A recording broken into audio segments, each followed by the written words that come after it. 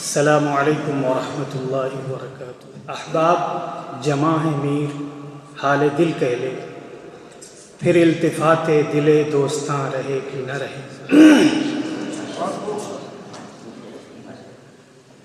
محترم حضرات،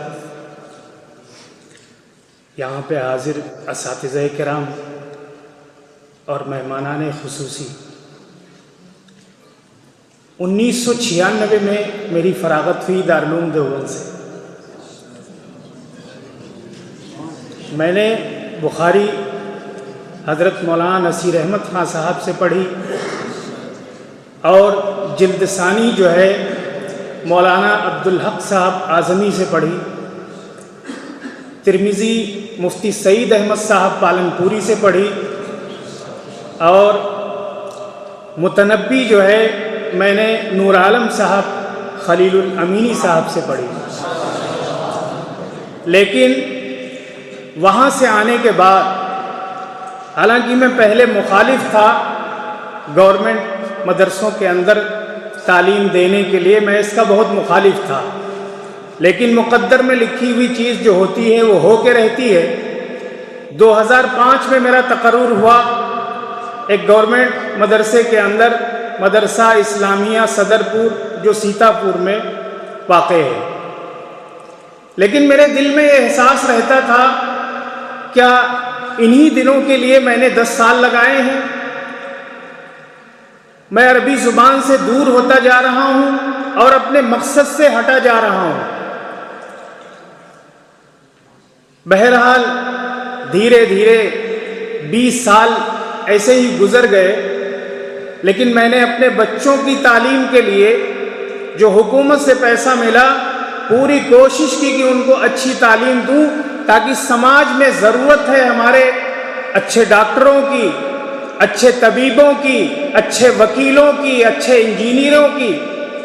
تو میں نے اپنی 2 بیٹیوں کو ڈاکٹری کی تعلیم دلائی، ایک BOM سے اور ایک ریڈیولوجسٹ جس میں ماسٹر کی ڈگری حاصل کی۔ اور میری چھوٹی بیٹی جو ہے وہ جامعہ ملیہ اسلامیہ دہلی میں انٹر کی طالبہ ہے، جو اس سال اس کے ایگزام چل رہے ہیں، ابھی آخری پیپر شاید کل ہے اس کا۔ بعد میں میرے 2 بیٹے ہیں، جو ایک حافظ قرآن ہو کر کے تقریباً 11 سال کی عمر میں حفظ مکمل کیا، اور اس نے پھر ہائی اسکول کا امتحان اس سال دے رہا ہے۔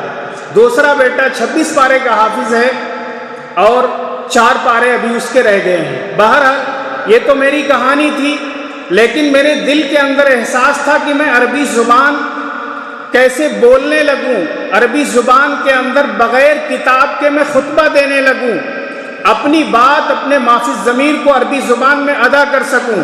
کوشش کرتا رہا، لیکن کوئی حالات ایسے نہیں سازگار ہوئے کہ میں اپنی زبان عربی زبان سے جو ہے بولنے پہ قادر ہو سکوں۔ بہرحال میں نے واٹس ایپ کے اوپر دیکھا معہد کے بارے میں نے بغیر کسی سوچے سمجھے ایک لمحے کے اندر فیصلہ کیا کہ مجھ کو اس میں ضرور شرکت کرنی ہے۔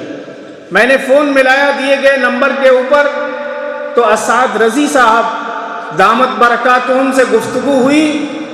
کچھ جو تھوڑا بہت آگے پیچھے ارادہ ہو رہا تھا، حضرت سے گفتگو کے بعد اس حوصلے کے اندر اور پختگی آئی۔ میں نے عذر پیش کیا کہ میری عمر تقریباً 50 کے قریب ہے، تو انہوں نے حوصلہ دیا کہ عمر سے کچھ نہیں ہوتا ہے، آپ آئیے۔ ہم نے کہا حضرت ایک اور میرے سامنے مجبوری ہے، مدرسے کا جو تعطیل نامہ ہے اس میں چھٹی 25 کو ہو رہی ہے، اور کورس شروع ہو رہا ہے 18 کو۔ تو کہا آپ کو حضرت مولانا حماد صاحب سے بات کرنی پڑے گی۔ ہم نے حضرت سے بات کی، آپ نے حوصلہ دیا، تعارف کرایا، کہا آپ کے لیے کوئی بات نہیں ہے، آپ کے سامنے مجبوری ہے، آپ شریک ہوئیے۔ بہرحال میں نے اس کورس کو، معہد کے اس کورس کو، اور یہاں جو پڑھانے والے اساتذہ ہیں، جو سب سے زیادہ چیز جس نے مجھ کو متاثر کیا وہ اساتذہ کا برتاؤ۔ پتہ ہی نہیں چلتا ہے کہ یہ میرے دوست ہیں یا میرے استاذ ہیں، اور خاص کر کے میرے ساتھی جو مختلف صوبوں کے ہیں، انہوں نے کبھی احساس نہیں ہونے دیا کہ آپ زیادہ عمر کے ہیں، آپ اس میں نہیں شریک ہو سکتے ہیں۔ حوصلہ دیا، اگر 2 لفظ بھی بول سکا تو احسن و جید کہہ کر کے حوصلے کو بڑھایا، یہ بڑی بات ہے۔ بہرحال میں یہاں کی پوری ٹیم کو، خصوصاً مولانا حماد صاحب کا شکریہ ادا کرتا ہوں۔ یہ لوگ ایسے انجینئر ہیں، یہاں سے الگ کوئی پرزہ ہمارے اندر نہیں لگایا ہے، ہماری ہی صلاحیتوں کو، خوابیدہ صلاحیتوں کو اجاگر کیا ہے۔ انہوں نے بتایا کہ تم اپنے آپ کو سمجھو، تمہارے اندر سب کچھ موجود ہے، لیکن ضروری ہے کہ اس کے لیے پریکٹس ہونی چاہیے اور حوصلہ ہونا چاہیے۔ ہم کو الگ سے کچھ نہیں دیا ہے، ہماری ہی صلاحیتوں کو اجاگر کر دیا ہے۔ یہ ایسے انجینئر ہیں، یہ ایسے مستری ہیں جو پرانی گاڑیوں کو ڈینٹ پینٹ کر کے ایسا چلا دیتے ہیں، دوڑا دیتے ہیں کہ دور سے دیکھنے میں لگتا ہے کہ یہ عربی نسل بچہ ہے، بچپن سے عربی بولتا چلا آ رہا ہے۔